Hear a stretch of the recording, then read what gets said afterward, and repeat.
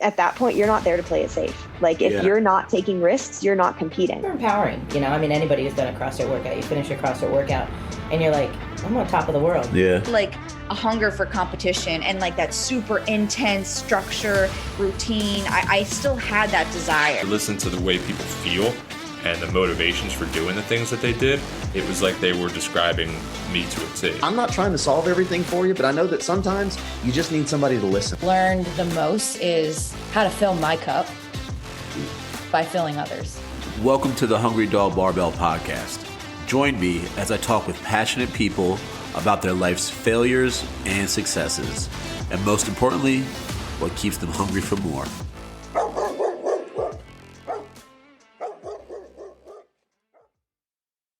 All right, what up, dogs? Welcome back to another episode of the Hungry Dog Barbell Podcast. I'm back with another awesome guest here. I got Kurt Miller, owner of South Mountain CrossFit. Which one is it? It's South Mountain Community Fitness now. South Mountain Community Fitness. Love that. There we go. Same. Yeah. What up, dude? How you feeling today, Kurt? I feel good, man. It's Friday, dude. We've been trying to get this, in for the past couple of weeks here. I'm glad we're able to finally touch base, man. Yeah, there's a lot going on right now. I mean, you're planning a comp. I got the Brawl in the Burbs at KOP going down tomorrow. Games just ended. Like, so much running around. And you were telling me earlier, dude, you threw down on one of those, what is it, Legends Fitness Collective workouts? I did.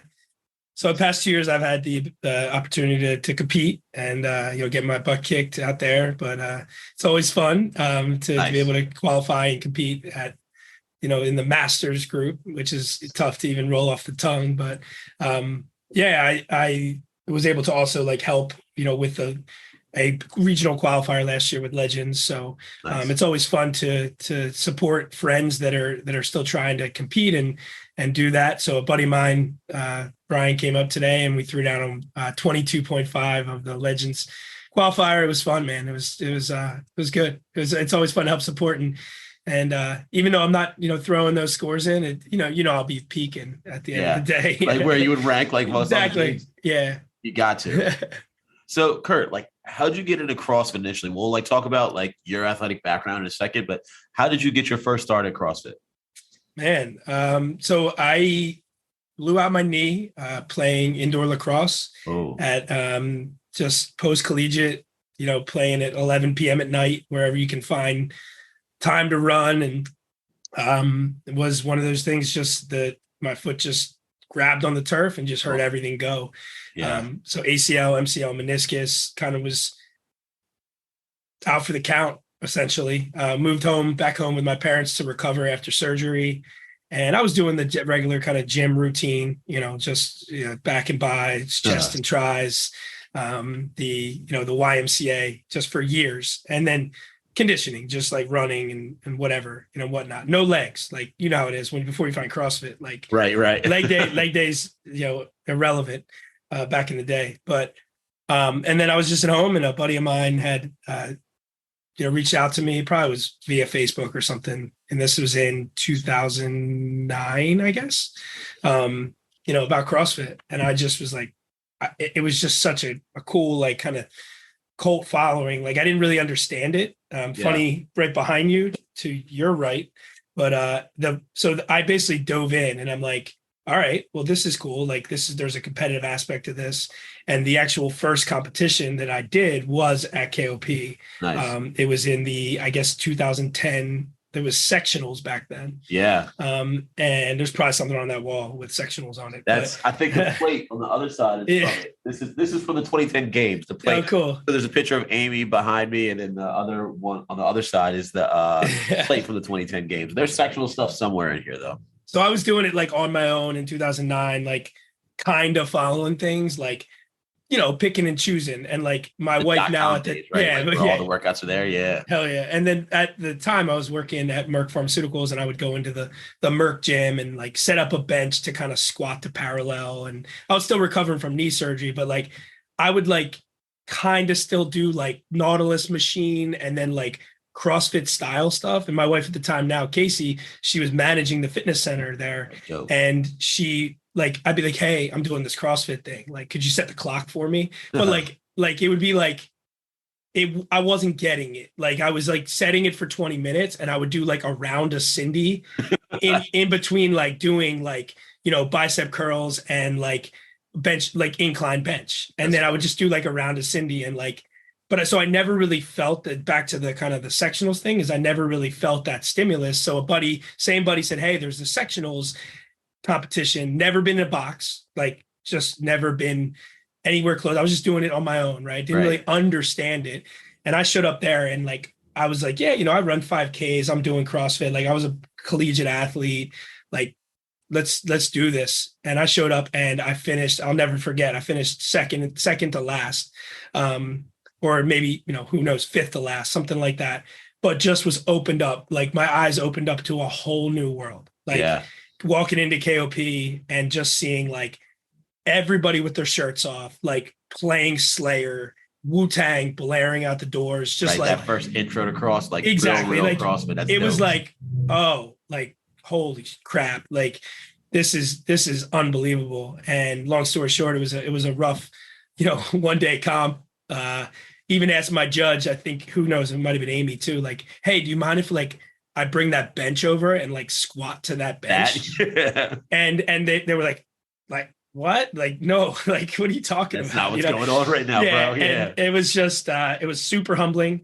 So that Monday, I signed up at CrossFit Apex, and that's where like the cult and the obsession kind of started. And Tanya Wagner and Josh and Keith were, my first mentors and coaches in CrossFit. And it's, that's how the journey started, but then it really kind of kicked into gear. So 2010. That's so dope.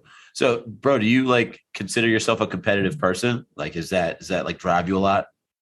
Yeah, I think it's a great question. So I think for me that I've gotten more competitive when I found CrossFit. I think back when I played college soccer and college lacrosse. 2 years of college soccer and then 4 years of lacrosse. Dope.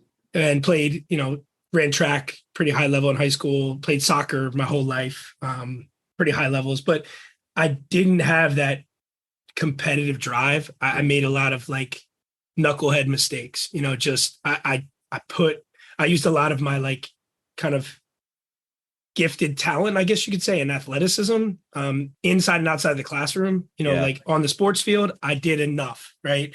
In the classroom, I definitely didn't do enough. I just didn't have that drive or competitiveness.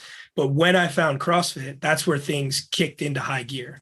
I'm not overly competitive, but that's where it kind of started for me. Like, okay, well, if I want to get better at this sport, which is now like something that I'm obsessed with, like I just have to put in the reps.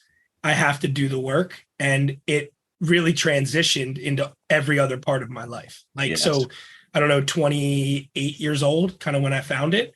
And that was like the first time that I was thinking like, man, if I would have done this in school or in sports, like how much further could I have went with this kind of mentality that I've brought for the past, 14 years or so. Yeah. Damn, CrossFit was like eye-opening for you, right? Like shows you all the things like that you could do outside of that.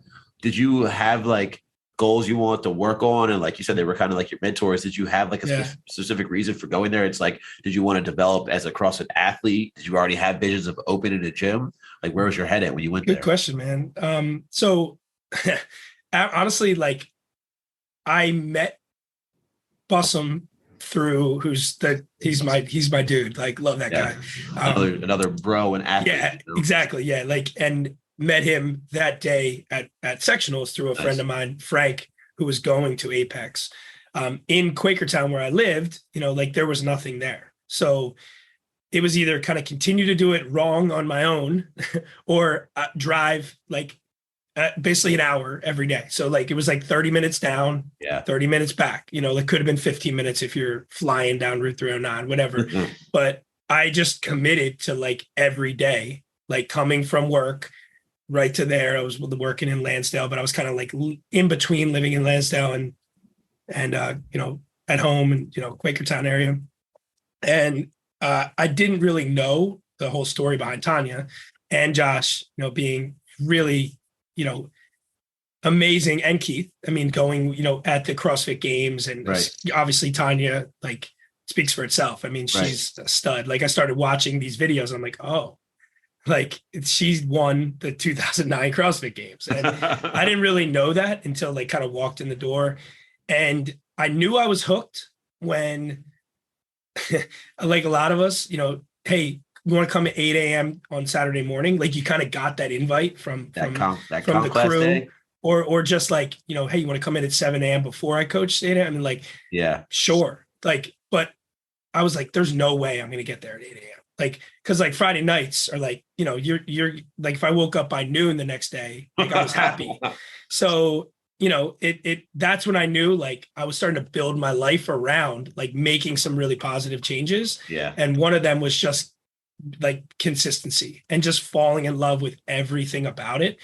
The grittiness of Apex, their beginning stages. I mean, I started with them when they were on Main Street, and then moved over to Emblem Way, and had a ton of energies. But I did come into it with the mentality of like, I've always needed that like after school sport thing. So like, this was my after work as an adult. Like, I need that outlet. And I've always been active, like, need to get an hour a day of something in. Right. And I realized very quickly that there was a competitive outlet, and I was stoked on it. Like, I was just ready to compete from day one, whatever that meant. I just knew I didn't want to come in fifth to last or second to last. And I needed to kind of redeem myself, and, you know, went through my fundamentals like everybody there. Actually took a lot of parts of that as we created our own gym. Yeah. And, you know, everything kind of fell into place there. And it was very neat to be able to go to 2 regionals with them, you know, early on. So like, worked my way onto 2 regional teams with Apex, which was unbelievable back in the day. And so to answer the question, I mean, it absolutely was. I felt the competitiveness right away, but I didn't know what I was like walking into. Like, I didn't go there specific. I didn't really understand it until I was there. And I was like, oh, wow. Like, there's some real OGs here. Yeah. Like, there's a lot of shit going on in here. Yeah. Yeah. It was, so like, I mean, for me, it was like, so I completely bought in and was like, just like, there was new family and community. Yeah. 2010, what kicked it off was like, we followed them out to the games. So me and I, of course, like, eventually Casey's my business partner and my wife, but she, you know, I'd kind of drug her into CrossFit too. She wasn't sold on it right away. She was legit heads and tails better than me from day one. Like, it was embarrassing. Like, okay, you can go back to your other routine now because you're showing me up. Yeah.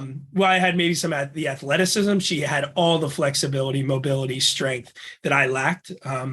And so we just, you know, it was great. We would go every day together, and we started to just build great relationships. And we went out to the actual first games at the Aromas. The StubHub. The Home Depot Center, where they actually competed as a team. And that's where, like, you know, speaking of froning, I mean, the falling from the rope, and we're in the first row. You can basically choose wherever you want to sit. That year. Oh, yeah. So it was like, they became just, you know, friends that became basically family, like every other CrossFit gym. Yeah. So, that the first comp that you went to after sectionals that you like watched? You said you did the sectionals at KOP. Was the games the first like CrossFit competition that you went to and watched after that? Yep. Yeah. So I didn't do any like other than just like daily, like diving in and like checking the leaderboard every night, and not even the leaderboard, just the workout. Like, it gets announced at 8 p.m. Like, then YouTubing, like, what are these movements, and just like completely investing in, I miss those days. I mean, like, investing in like the kind of the it was just such an awe. And like, I hadn't felt that since like, I don't know, learning how to snowboard or something, you know what I mean? Like, where it's just like diving into something feeling, right? Brand new, like, oh wait, what is this? And it's so constantly varied. It's so fun. Yeah. Didn't do any competing there. I think we did a couple maybe like in-house comps, which was like super fun. And then that was it was July or August of that year. We went out to the games and like followed them out. Didn't really understand what a team competition was, but just saw it all in the kind of the infancy, man. I mean, it was unbelievable being there with watching the announcement of Amanda, the jets flying over. It was, and there was, coming from where, I was at the games a couple weeks ago, just not even be able to get into the stadium. Yeah. There it was like you just trickled in, and you could probably count them if you really wanted to count the amount of people in the actual tennis stadium. So it was really cool. Man. It was the grassroots movement of it for sure. And yeah, that was then coming back from that. That was like, okay, that's what I want to do. Like, I want to get to the highest level that I could compete at, and the team thing, because I still was new to the game and, maybe just did lack some of the confidence. Like that's where I kind of like put a lot of my time and energy into, for sure. Hell yeah. Yeah. So what's the next competition that you do after the sectionals at KOP? Man, oh, that's great. I'm trying to think. There was a couple like up here I live in the Allentown area, that we went to. I mean, it felt like every kind of weekend back then, you would just like, then from after the games on, it was like, all right, now you're putting in the work at the gym, but to really test yourself, you got to start and that's the big difference that I see like today. Yeah. I sound like an old timer, but it was like, you would just go on tour. Like, yeah. I never wanted to, like, if I could do the movements, I'm doing RX. If I finish last, I don't care.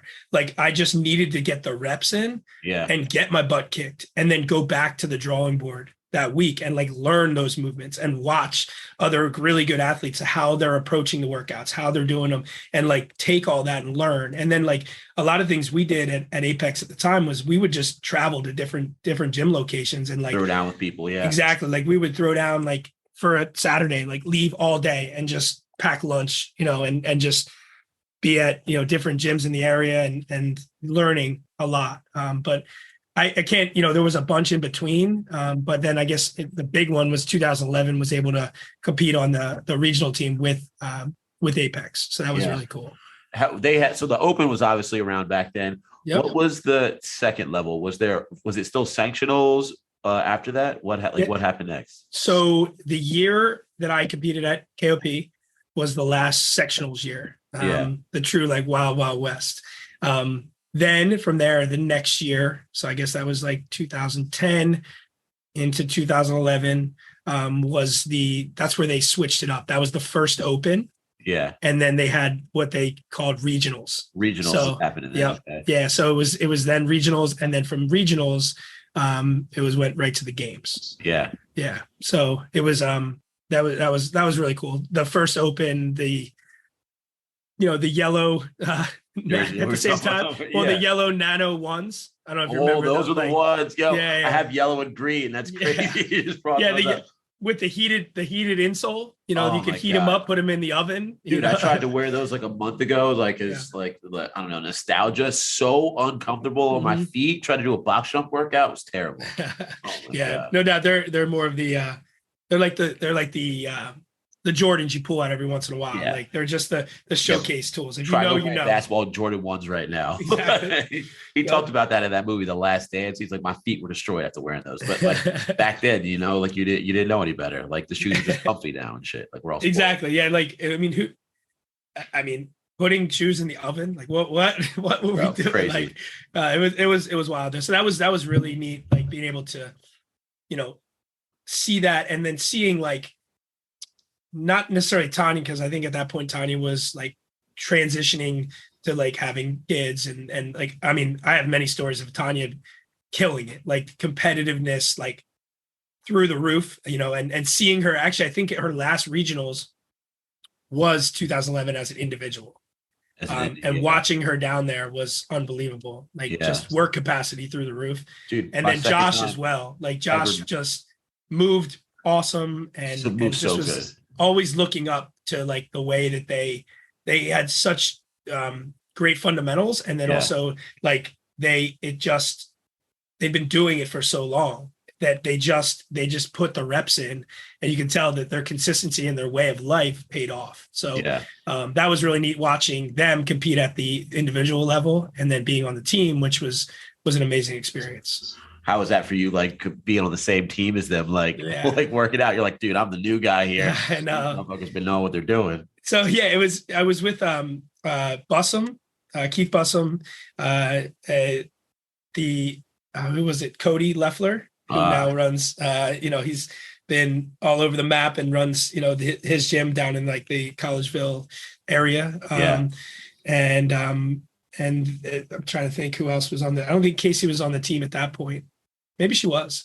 And then there was a couple others. It was incredible, man. I mean, being surrounded with, especially Keith, he was the captain, so watching Tanya and Josh do the individual thing, knowing that like, I'm not there yet, I hope to be there, but like to be able to just compete and throw down and do that after, post collegiate stuff was a blessing. And then I think the next year we also went back, 2012, we went back again, which was really fun too. That's so dope.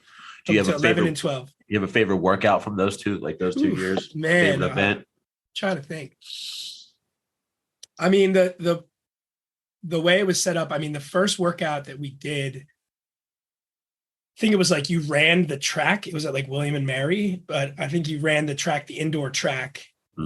And then, no, we did a row. I think the individuals ran an indoor track and then they did handstand push-ups and rowing, I think. But I think the first year, I think it was the first year, 2011, that was a skill that I had that some other people didn't have. I could do the handstand push-ups. So I would say back then, my favorite workout was any of the skills that I could complete maybe better than some other peers in the field, where I still had some deficiencies, but maybe like that one, I remember that was something where I could really pitch in for the team because I could cycle them faster, and this was pre, worm and things like that. So that was, it was the good old days, the bare bones of CrossFit, right? Exactly. Yeah. That's dope.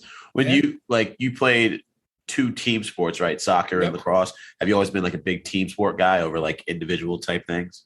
Yeah. So I played soccer was mainly my big thing growing up. Like I can totally remember like I made the travel soccer team, but also like Pee-wee football signups were like a week later. Yeah. But I was just, rambunctious and like the ability to make a team and then like start practicing a week before Pee-wees. Yeah. Like it kind of was a fork in the road, like kind of just chose soccer and then started to excel at it. So I basically spent my whole year kind of like different parts of the year playing team soccer. And that was sort of, I think, around the time where a lot of people were like shifting into like playing kind of one sport. And if I could go back, I would have changed that. But the other sport that I did in the winter and the spring was track. So I got a mix of the team sport all year long, basically, and then the individual sport. Yes. So track was really, if I would have taken it probably more seriously, I naturally was pretty good at it, but that was the individual event that I can remember, like relating it to CrossFit now, like going into the pain cave. I was a middle distance runner. There's nothing like some of those middle distance events. So, and being like on your own island, like warming up by yourself, cooling down, even though I didn't do much of that. As soon as I went to the finish line, I would just collapse in the infield. But I also think that's something I could have probably pursued in college, is like ran like middle distance track. And again, if I would have taken it more serious, I think I could have done some better things.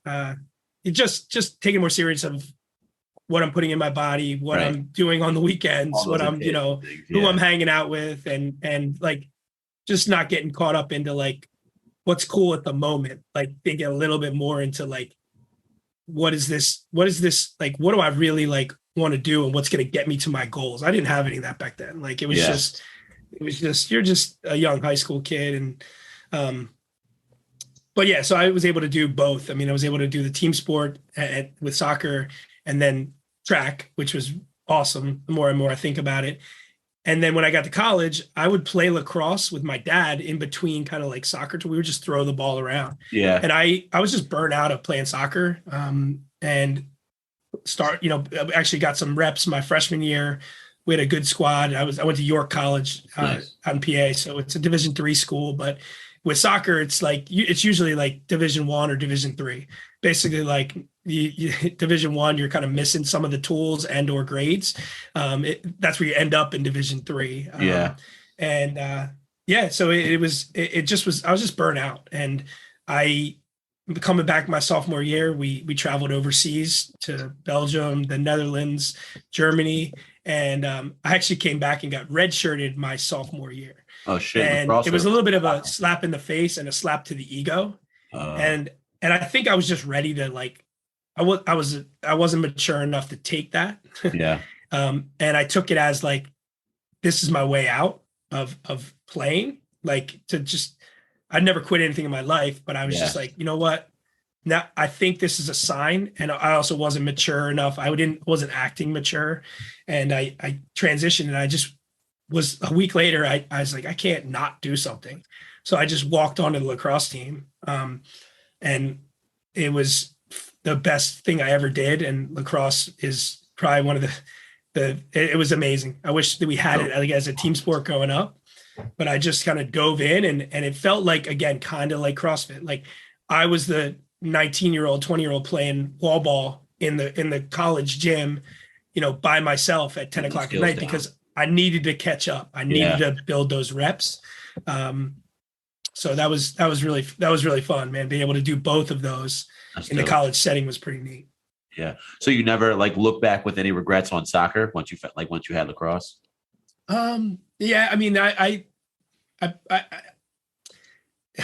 had some interactions with the coach in the weirdest of places. So I was 21 and at a bar, I saw the coach and we were like chilling. I had my friend, I was a senior at that point, and I was talking to him, and I was like thinking of doing both, like actually doing both that year.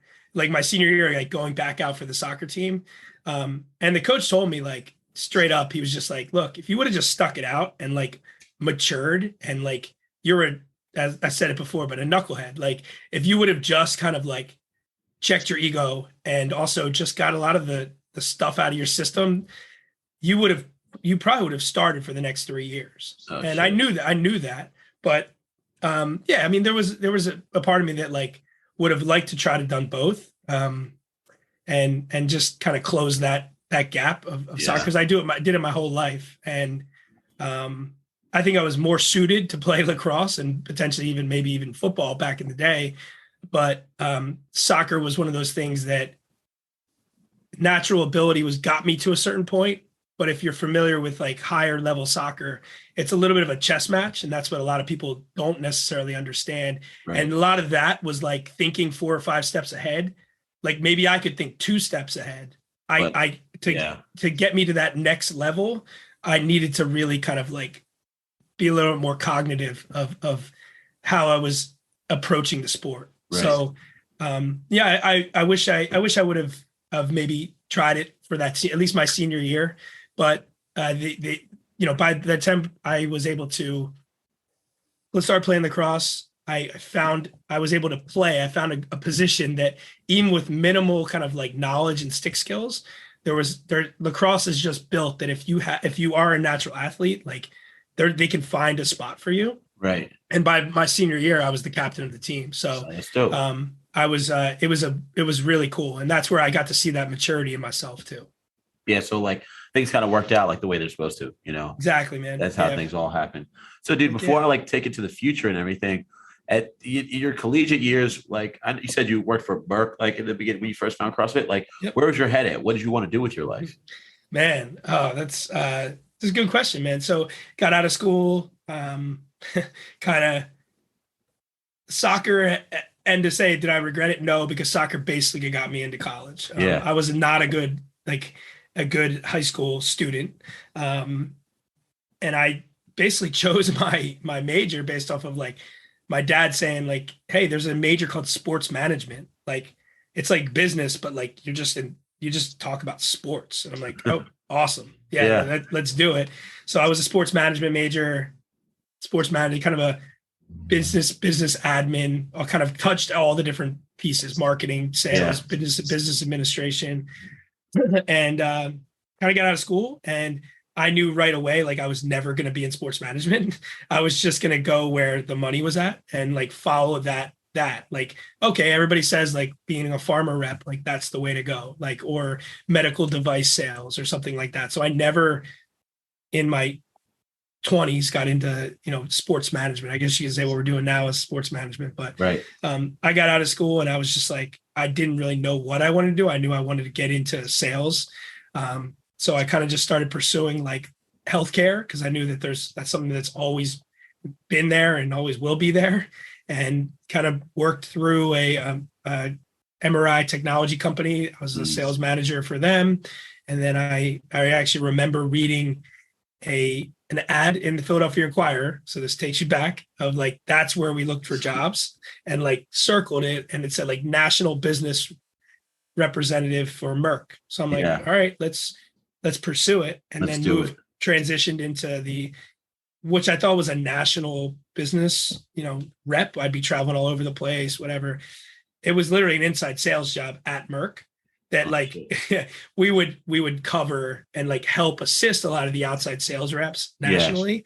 But it was just ironic that it said national and I didn't leave the Lansdale office. But it was that's where I started at, and it was probably there 5-6 years. Yeah. And in the same time, that's where I found CrossFit, and that kind of catapulted me to the next worlds coming together. Yeah. The next piece of everything, and realized like, I don't want to be doing this for the rest of my life.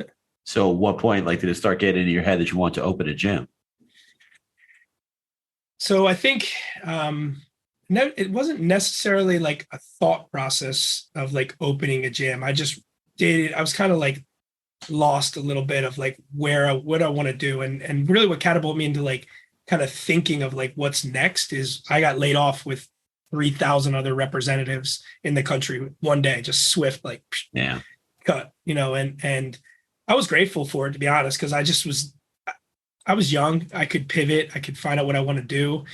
I don't think I ever understood what was the box owner lifestyle was, or the entrepreneurial lifestyle. But we got approached by a friend who was a business partner of ours at South Mountain CrossFit to basically take over a gym in the Allentown area. They were moving on, still good friends with those guys too. And that's when it just like all of a sudden like a light bulb went off, and like it was just like, yeah, like that's what I want to do. Like, let's do this, and that was actually, it's funny, it was last week was my 10-year anniversary with Casey, and it was because the week basically we signed our lease the week we got married 10 years ago too. So it's basically our 10-year gym anniversary too, which is That's crazy. Dope. Yeah. So that propelled me into like the whole, owning at South Mountain CrossFit, owning, developing other gym businesses through there and separately. And it's been a wild ride for sure. Did you feel ready to open like South Mountain and start all that at the very beginning? Or like, did you ever have like an, oh shit, I'm really doing this kind of moment? Like, were you just like pumped, ready to do it? I would say I found out right away, like that's like, I had took some entrepreneurial small business classes in college too. And I think if you asked probably anyone, I kind of beat to my own drum too. Maybe that's why me and corporate America didn't necessarily see eye to eye back in my 20s. Yeah. But right away, it was so cool. Like every piece of it was cool. Like burning the candle my mom will love this, burning the candle at both ends, like doing the early morning and late nights. Cause I was still working another job in healthcare. Yeah. I worked for a company called Thermo Fisher at the time as a project manager up in the Allentown area. But coming after work and like going to meet with all the equipment we had it stored in like a locker that we bought, and like bringing it all out, driving it over to a park, creating workouts. And I love that aspect of it, like creating and designing and programming. Right. And then from there, like leaving and going to like Wegmans and just like brainstorming and throwing everything against the wall of like how we want the gym to look, and learning about like how to maneuver through a lease and negotiating a lease. And it's a lot of it's like trial by fire, but once you kind of get the ball rolling, like I think that I can take a lot of that knowledge, and that's what I'm able to do with my job now with push press is take a lot of that knowledge that I've learned and be able to pass that along to other prospective gym owners or gym owners that are in need of maybe a reboot or just think of something a little bit differently. Yeah. But it was definitely something that from day one, like I fell in love with it, like the whole thing,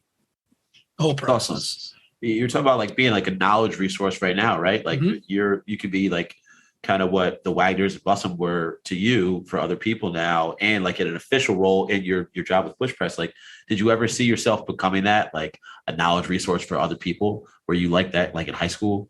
No, I think that I've grown into that for sure over the past, over being a business. I guess I've always been like a pusher to like push and do things, like and ideas, like just bursting with ideas. But I think now from like the actual like experience, like 10 years in it, negotiating 3 leases, like understanding the do's and don'ts and having businesses fail. I think just experience speaks for a lot of it. And now I do feel confident and comfortable being able to relay some of that to other gym owners or prospective gym owners, and also learning too. Like I'm learning a ton of things of like how to continue to make our business run better too. So it's learning to not only get up there and be able to tell, things these are resources that can make your gym better or ideas, but also like taking a second to listen and learn. More than a second, like really letting things like sink in and not just like my way's the only way. The first 5 years, that's probably what it was, like, okay, yeah, I whatever you say, we're not going to do it. Like, we're going to run the workouts this way, or we're going to do this. And like, not really like actually letting feedback be received. And I think that's where now, like, I want resources and I want people to be able to give me. And I think that's also just the maturity of everything, of be able to like accept that feedback too. That know that, you're not always right. There's going to be other viewpoints and other ways to look at things, and you should allow people in to be able to do that. And I think that's a really good way of being able to take that knowledge base and pass that along, via my, I guess you could say, day job now. Yeah. That's awesome. That's like amazing growth right there, right? Like, so dude, let's like bring it up to like the present a little bit more. What was the first year you ran the Commonwealth like championship, or if you had a competition before that you like organized, what was the first one? Yeah, man. So the Commonwealth Fitness Championship has been, so back in the day, so we moved, so probably around 2014 through 2017, maybe, we ran a competition called Rally in the Valley. Yeah. It was up at our gym. And it was bonkers. It was pretty wild. It's always been a little bit over the top and fun, and always have been, I think for me, I've always tried to use that as a really cool way to stay up on what's being programmed at other competitions, how to progress the sport, test athletes, and have a good time and go kind of above and beyond with certain things. And that it started with the Rally in the Valley. We had a couple of really good years, probably 2 or 3 really good years where we had some amazing athletes, some, ex Games athletes and current Games athletes at the time come up and compete. And it's then from there, it kind of just died off for a couple of years, and kind of purposely died off for a couple of years. And then back in, I guess it was 2019, kind of had the idea of bringing something back where we do kind of one-off like partner of comps or something like that. But I was kind of thinking like, I would love to have the ability to run a competition.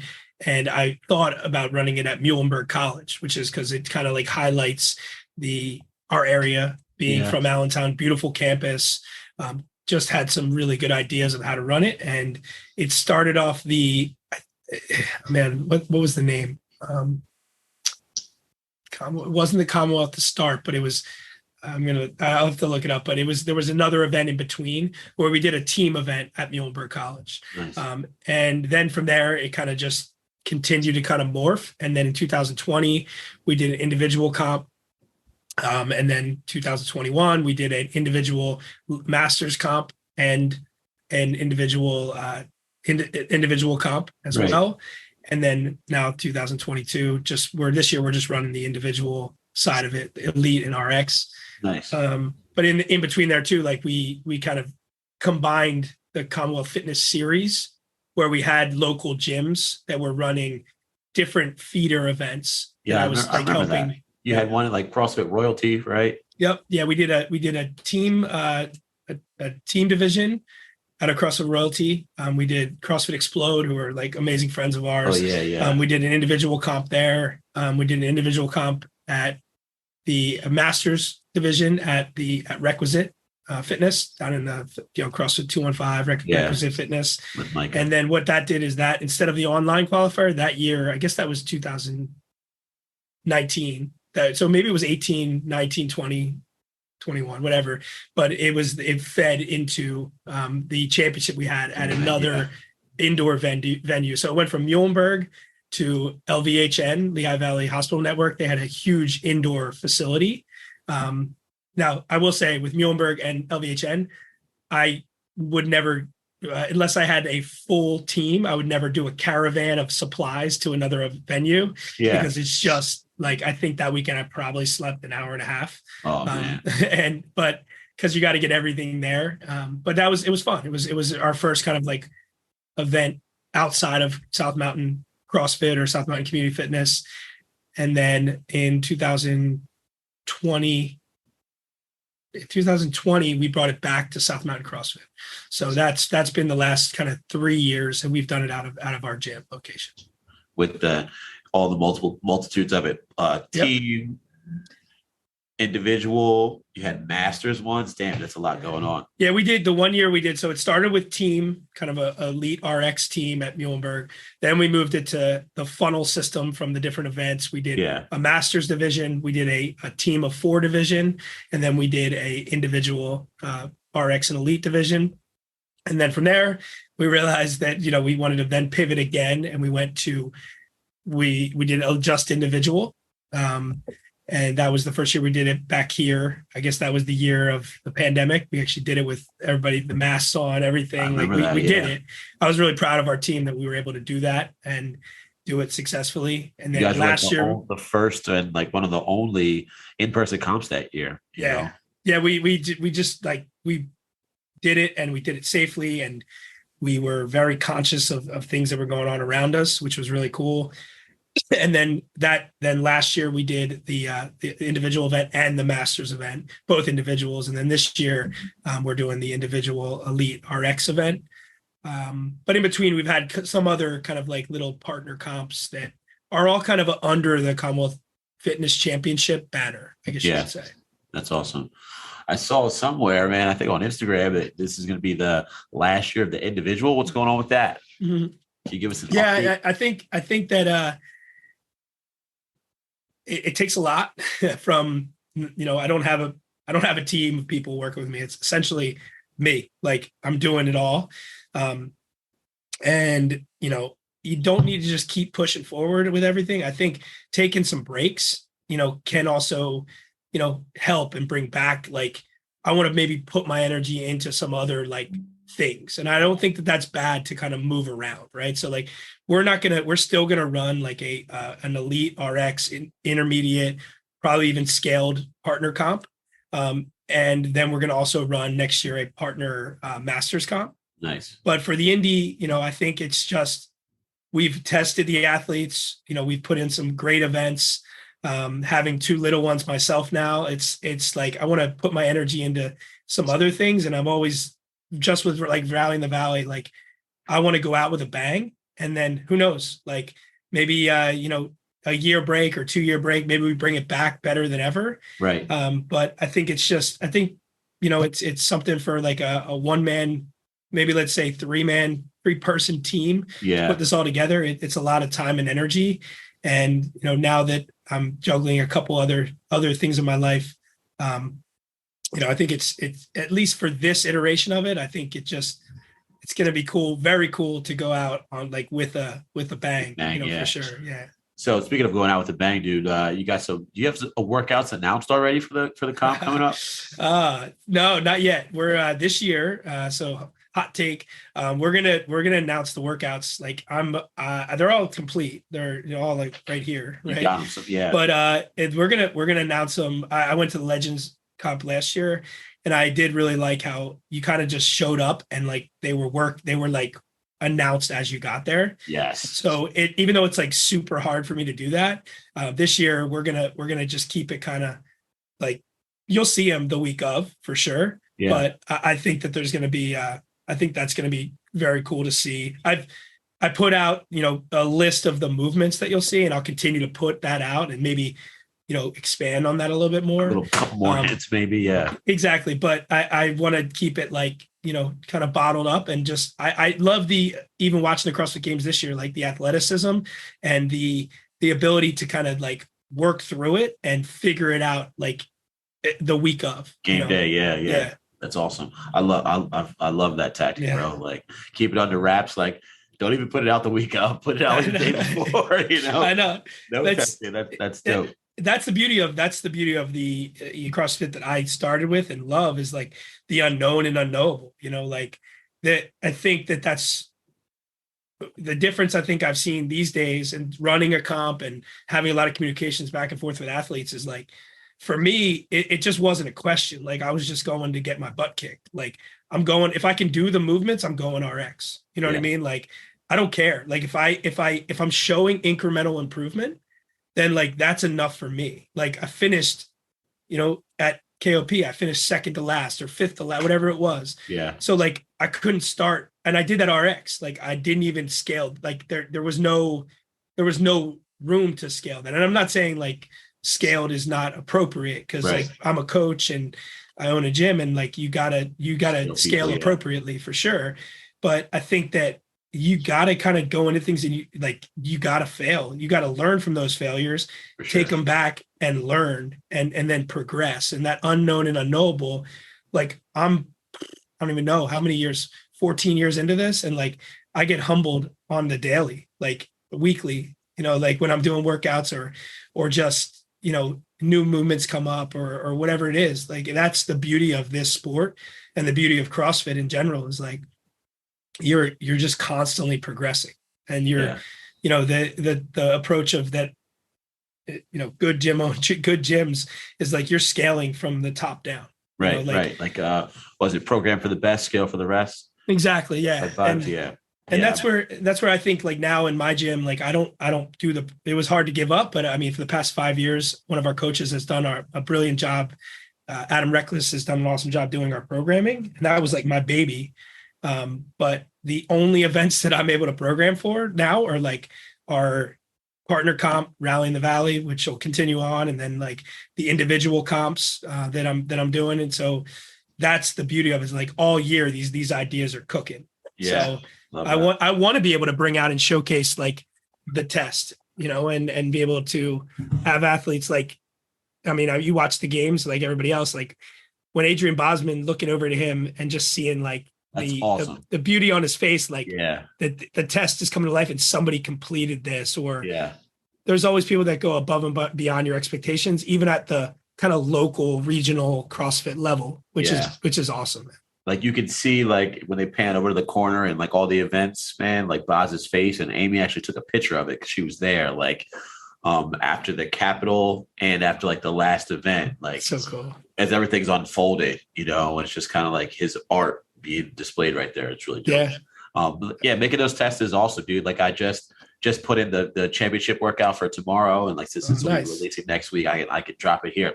So like I'm gonna have people that's 4-person teams, right? Male, female pairs. I'm gonna make them run 2 miles in 400 meter increments. So male, female partners go out, run their 400 meters. Inside, they're gonna be working through 40 synchro sandbag to shoulder, 40 handstand push-ups. It'll be strict deficit for RX, and then like obviously drop down for the other divisions. Love it. And then 40 GHDs in total. Like I said, they'll run the runs in essentially 2 400s. So every partner will do 800, right? That's awesome. Hold 8 bands, so they have to run together. And it's like, oh man, I'm excited to watch this go down. That was like one of those things, like and true test. It's true, and it's simple, man. I don't think you need to overcomplicate things. Yeah. Like, and that's I mean, that's a hot take, man. I mean, if people are listening, when they're listening to this, like they want to make it as magical as possible. It's like, Yeah. nah, dude, I want to keep it like where it is, Yeah. And I think I'll drop one hint that athletes that are coming up, they should pay attention to some of the newer movements in the games this year. And because you're definitely going to see something pop up that was in the games this year. There you go. You heard it here first. Yeah, you're gonna see something pop up, and just know your CrossFit history. That you're gonna see it at our event, and everybody will be doing it. So it'll be fun. Before we get out of here, dude, what's like one of your favorite events from your past comps, like ones that you wrote that you have people doing? Oh man, oh my God, it's there's been some doozies over the years, but I mean, one of the ones we did last year was really cool because there was no place. I like no place to hide workouts. So last year there was I think it was 4 rounds. It could have been 3 rounds, but it was lighter than Grace or Isabel. But it was a ski erg, and then it was 15. Yeah, dude. 15 clean and jerks, 15 snatches. I love that one. Yeah, and because there was it was light enough that it goaded you into or baited you into okay, I know I can do these unbroken. Yeah, and I'm gonna have to keep up with the field. But it was heavy enough that you had to think about it a little bit. Yeah, and you had to push the ski erg and to look down the row of athletes. I think that just it you don't want to always see that where everybody's laying on the floor just demolished. Yeah, they were hurt. But Great. There's one workout if there's one workout at comp like that, I think that's what that test and that event was supposed to show. I think one of my favorite ones that I was teasing a little bit earlier will end up being probably the one of my favorites ever that I'm able to program this year. So it'll be, I think, it'll be the last event first or last event of day 3. Nice. But there was one back Friday, in the Saturday, day. Sunday, right? Yep, that's right.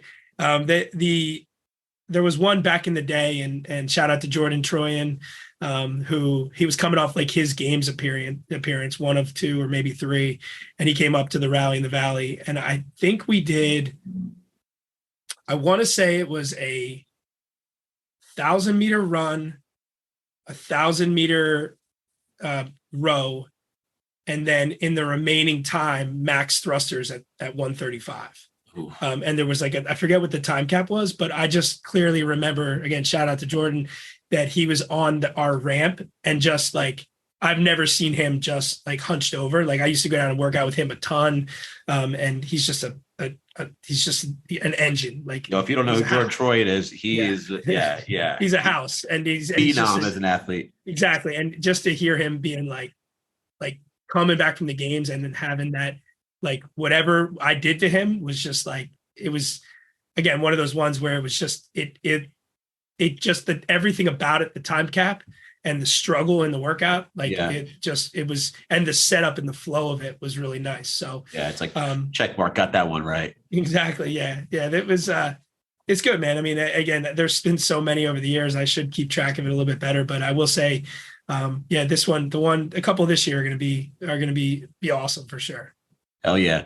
Well, athletes, if you're listening out there, get ready. This is going to be a great year. Yeah, man. So, bro, with this possibly being the last or one of the last for a little bit of time, comps, what are you hungry for now? Oh, man. I want to transition this. I want to start to personally, I've been doing the individual kind of masters, individual, trying to get back in the day to regionals or whatever it may be. Yeah. I've been kind of living that competitive lifestyle for a long time, and we're not going anywhere. We're still going to be doing some comps. I just think that I've been having a lot of fun doing partner stuff, personally, every Saturday working out and doing partner workouts. And I've been learning a lot of that. You can really, my opinion, you can attest, I wish the CrossFit Games would do partners. Yeah. I just think that would open up just some really cool, it's hard for me to watch the teams sometimes, but if they did going on. male, female partners, or I don't know, there's just, to me, and I've done the team thing, even with, in 2014, 2018, we were able to go to regionals, and 2000, we had the worm. We felt what that felt like, sold it the day after 2018, like done.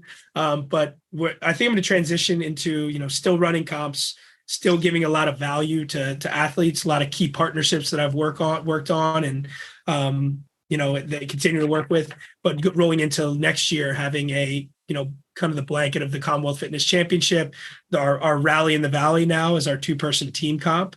And then, also going to kind of dive back into the Masters realm of hosting a 2-person Masters comp next year too. Hell yeah. That's like on the up and coming right now. Like, but still an untapped thing that people really need to invest into, like the Masters comps. Yeah. It's really fun. I mean, plus it's just fun, man. Like the team of, I think I've done the team of 3, I've done the team of 4. There's just something about, I think you just I think there's just a different stimulus with a team of 2.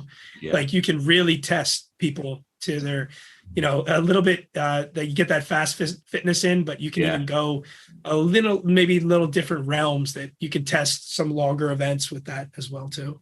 Yeah. You had more people in it too. We talked about this at the beginning, and so you kind of give more rest when there's more people, right? Exactly. Yeah. Have all 4 people doing things. And that's what I was trying to tackle with the championship workout for the brawl. It's okay, I love it, man. Make you guys go run. And then you sacrifice kind of spectator stuff when you do that, because now they're leaving the area. Yep. 2 people, it's you can have them both working for the max amount of time. Yeah, absolutely, man. Yeah. And I'm also, I'll put this out there too. I mean, look, we've built a little bit of a brand, a little bit of a regional brand, and we've gone overseas. I mean, we had an invite to the Norwegian CrossFit Championship, which was basically an invite to the CrossFit Games a couple years ago. Yeah. We've partnered with, when Asbury Park was around, our team got an invite to go down. It didn't happen because of COVID, but and then now for the 2nd year in a row, we've actually have a invite to the Fittest Experience in Texas. And shout out to Callista, who last year finished 2nd overall. Hopefully she's coming back this year. But those are things that, if there's anybody out there listening, that I love the back end of the connecting different partnerships, and also, the programming aspect, and I love gear. Casey will attest to that. But if there's anybody out there that wants to look at partnerships, or if I can help with their events, I'm absolutely up for that, because I've been doing it all the way back into probably 2014. So it's got some good knowledge and some good relationships. So it's last year, best year, but who knows, man, it's on a shelf. And if everybody wants to kind of untap it, I'm here to kind of, open that box up again too, for sure. That's awesome. You just keep making those natural progressions, right? Athlete, mentor to other athletes, coach, event organizer, and then make that next step to the person that has the different IPs. It's okay, these are the ways you can do that. Yeah, I'd love to help, any events that are local or regional, or want to get bigger or whatever, or want to dive in. And that's where I think over the years I've been able to know when is when. So I know when to say when personally. Yeah. And not just push through and subject others around me to, extra additional stress that's not needed, and know when you see it at its peak. And then when it's time to maybe just, like any good brand, I feel you need to maybe relaunch it. Right. Yeah. And but then also kind of know when to pivot for sure, and know when to, take some feedback and give some feedback. So, yeah, that's awesome, dude. One of those know when to fold them. And it's not even forever folded. When you go out on that high note, what, I just watched the Better Call Saul finale, 2-3 days ago, something like that. Breaking Bad, they ended their show at their peak 5 years in. 2-3 years later, came back with the Jesse movie. Yep. A year or 2 later, come back with the Better Call Saul thing. You leave those options to do whatever you want when you keep your hands on the wheel the whole time. And the thing is, that big green rig behind my building, it's not going anywhere. So if we get the itch and we want to again, there's going to be events there for sure. But look, if anybody else that's out there too, that we got a great little proving grounds up at South Mountain Community Fitness, a good setup for stuff going on. And, I'm open to partnerships for sure. So it's, I think a rebrand and a reset is always needed for sure. Yeah. Hell yeah. Well, dude, Kurt, thanks for coming on, man. It's been a great conversation. I think this would be a great episode. Like a little bit of history on like CrossFit stuff like that. You like outside of even just talking about you, a little bit of history of Commonwealth, a little bit of hints for the next one coming up. I think that'll be dope for the people listening, man. Yeah. Thanks for coming on, Kurt. Taylor, you're the man. I appreciate it, man. Anytime, I'd love to come back on and I'd love to hear. You got a heck of a story too, man. So it's a pleasure to hear your story and see it like unfold on Instagram. Just reading into it a little bit, and I'd love to come back and chat it up with you, man. Heck yeah, brother. We'll keep in touch. We'll definitely talk more about like event stuff like that, like growing like as the brand, and like maybe have you back on and talk about some other stuff too. That'd be awesome. Great, man. I'd love that for sure. All right, dogs, we're about to get out of here. Peace. Later.